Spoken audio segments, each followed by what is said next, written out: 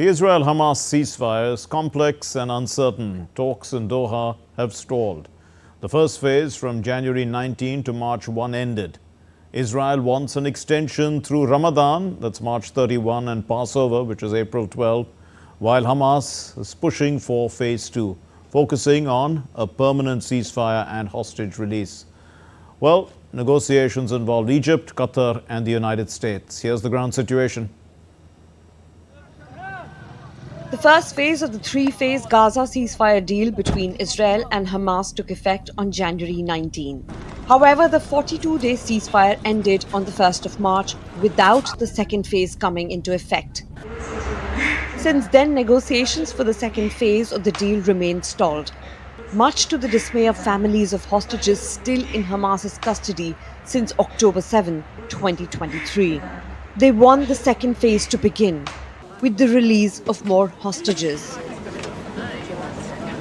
Instead of honoring the signed agreement and bringing all the remaining hostages out at once, Netanyahu blows up the deal and is now dragging us back into war.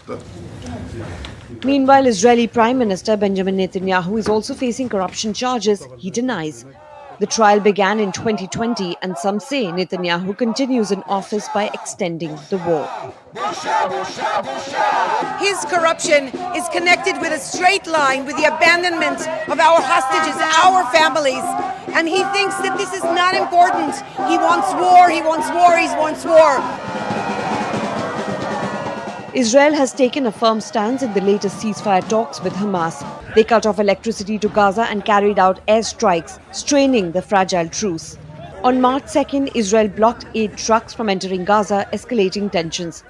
Hamas has sought help from Egyptian and Qatari mediators, while Iran-backed Houthis threatened to resume naval operations if aid remains blocked. Despite these actions, Israel sent a delegation to Doha for negotiations. Meanwhile, Palestinians in Khan Yunis have voiced hope for successful negotiations between Hamas and Israel and call for an end to the war in the Gaza Strip. We want to live. We want to live. We are a people looking to live, looking for life. Their people suffer just like us. Both nations are in pain. Enough is enough. There is no benefit in more suffering. Negotiations must succeed despite all obstacles. What is left? Gaza has nothing left. Rehan Sharab, a 38-year-old from Khan Yunis in Gaza, crafts Ramadan lanterns from the 8 cartons to bring joy to her children despite their home being destroyed and war conditions. With no lanterns in local markets and no electricity, she hopes these handmade lanterns will brighten their lives as she shines a light on the negotiations in Gaza.